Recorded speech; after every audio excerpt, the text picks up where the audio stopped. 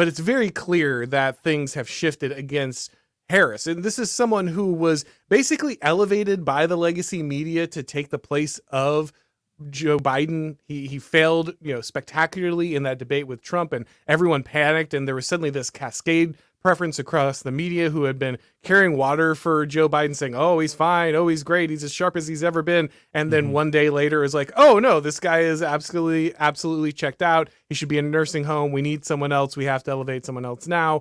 They basically created this whole digital coup and put Harris in place. And now we're starting to see, stories being written, well, maybe we should have stayed with Biden, editorials coming out. And in fact, several major newspapers, including the Washington Post, have refused to do an endorsement. And these are endorsements that, of course, most people assumed would be for Harris. These are legacy papers that are very liberal. They almost always support the Democratic candidate. And even though she had a lot of problems, I think the Harris campaign was expecting to have all of these nominations, or rather all of these recommendations, kind of falling one after another, saying, oh, look, all these established, respectable publications are standing for us and not for Trump because he's dangerous, blah, blah, blah, blah.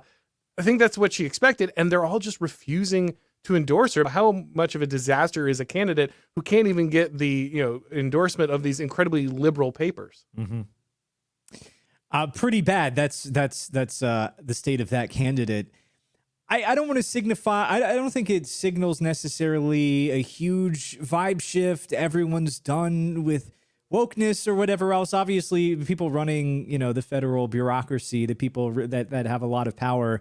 And still most of the media are they don't like Trump, and they're against everything he's about, of course.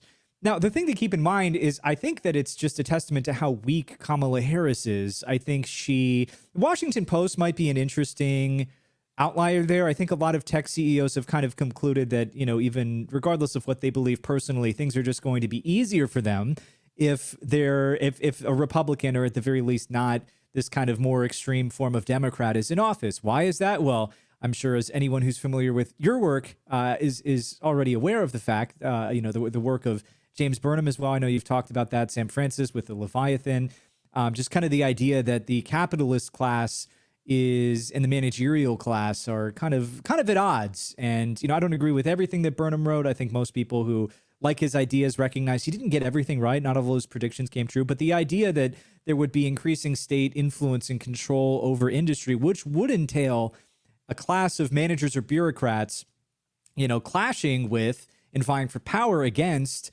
kind of the old monopoly man style of, type of guy, which Jeff Bezos absolutely is. So there's definitely that. But just in general, I think a lot of these newspapers and others they don't think that Kamala Harris is going to win. So they're just going to think like, are we, whatever the next 4 years looks like, do we want to appear as neutral?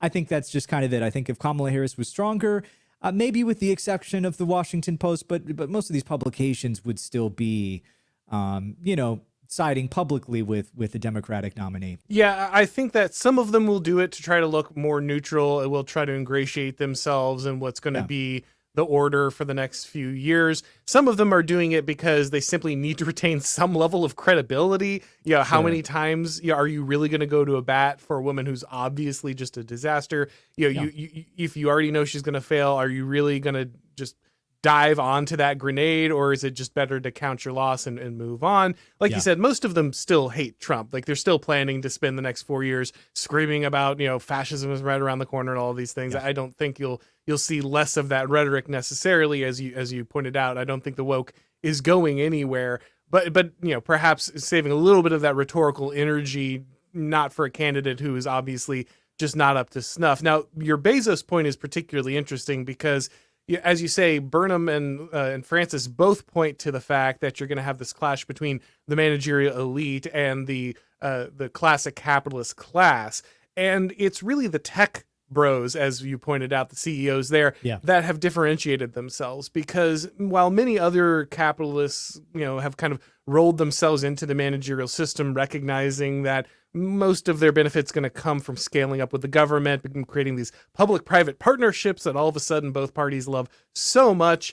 But it's the tech bros that really understand that the government is ultimately just crippling their ability to advance things, that the managerialism is hindering their organizations and not helping. And the longer they end up in this, incestuous marriage with the managerial class, the more that their ability to reach the heights they want to and innovate they want to is really going to fail. And so someone like Jeff Bezos, who, might have had certain politics, I think it is a little funny that, his ex-wife donated all this money to super left-wing causes, and then he kind of pulled the rug out from under. That might have a red pilling effect. Absolutely. Right.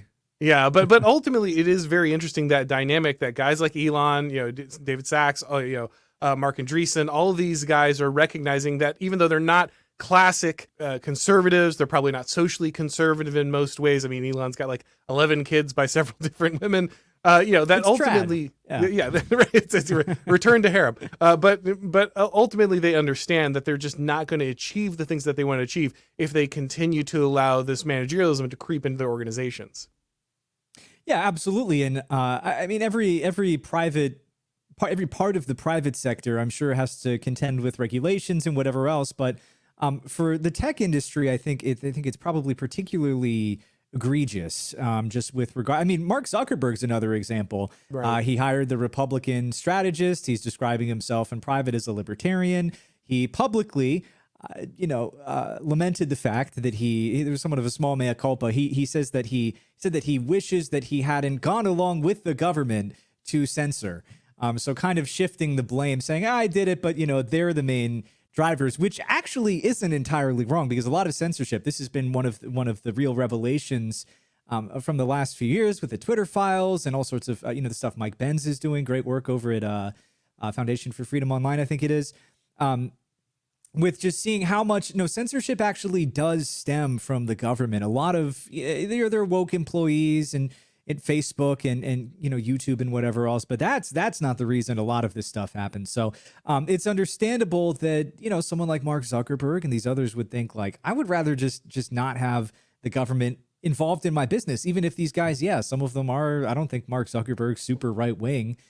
Maybe he is, I don't know, but within that class there absolutely does seem to be a shift, and I think it's generally a good thing. I mean, I think we never should remain uncritical of people who want to lend their support. I mean, I've criticized some things Elon Musk has said. He still is pretty pro legal immigration, which appears to be the big difficulty, the issue that a lot of these guys have difficulty with, just because I understand the tech industry is about scooping the talent and tenth out of various impoverished, war-torn nations around the world and bringing them here. But I think it's generally a positive sign, because, hey, one of the old NRX talking points that I remember, when I started reading this stuff back in 2016 was, you need elites, right? It's good to have, mom and, grandma and grandpa on your side, sure, but like, you're going to need people who've got tons of money, and that's going to come with pros and cons. But at the end of the day, you just can't do it without powerful people. So. Yeah, there has been a little bit of, crying and whining about these, moneyed elites moving, shifting their alliances. And I understand the skepticism. You should absolutely be wary, especially as you point out, when guys like Elon have priorities like wide open legal immigration that could still have deleterious impacts on native born Americans here in the United States. But ultimately, the question is, like, what did you think this would look like, right? Did you think every one of these guys would suddenly have your personal ideological short list, loaded up, and they just immediately start spouting it the minute they join your team? Like, no, they're going to move because they see some kind of advantage. They're going to see the winds of power shifting. That's going to bring a certain level of gravitas to your side, to the people who you are influencing. But ultimately, you still have to work inside the realities of politics, and it's just a little short-sighted, I think, for people to say, oh, well, because Elon or somebody doesn't immediately spout everything I believe, therefore we're just not winning, we can't ever win, nothing ever happens. These kind of things are kind of the way that a lot of people approach this